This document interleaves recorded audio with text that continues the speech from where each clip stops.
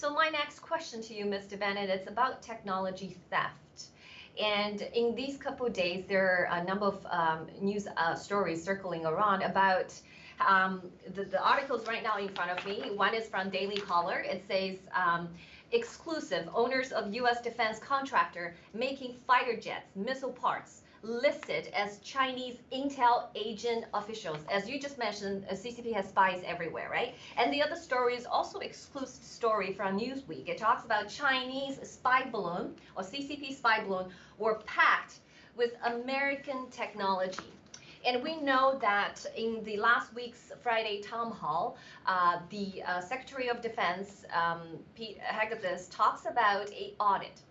And he said by the end of the 4 years of this administration that we want the Pentagon to have clean audit, okay, for the very first time.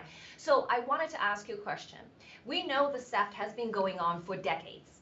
And how would this audit prioritize or help to stop the CCP's steal of not only the civilian technology, but most importantly, the military, the dual application advanced military technology?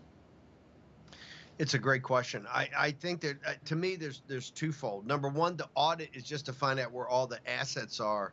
And because right now, I think there's like $2 to $3 trillion of assets that we can't put our hands on.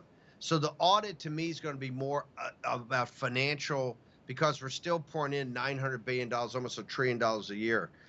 What you're talking about to me is a higher priority. It's got to be done now.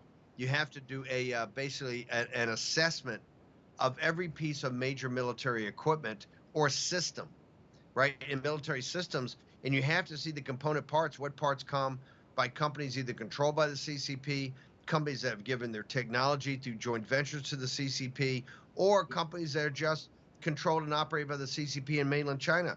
You'll be shocked about what percentage of our military technology actually is one, making profits for the CCP, but number two, they could cut us off at any time.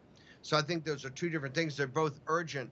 I will tell you the financial audit is going to take years. And when Pete says he hoped to have it done by the time that President Trump, this term will be over 4 years from now, I think it was a real hope. But the other part of it, the assessment of the component parts of military systems, what part is actually in the hands of our enemies and making money for enemies. Because remember, there's people in China and the CCP that are very happy to supply component parts to the Americans as long as they're making money. So I think they're two urgent issues. They have to be both addressed right away.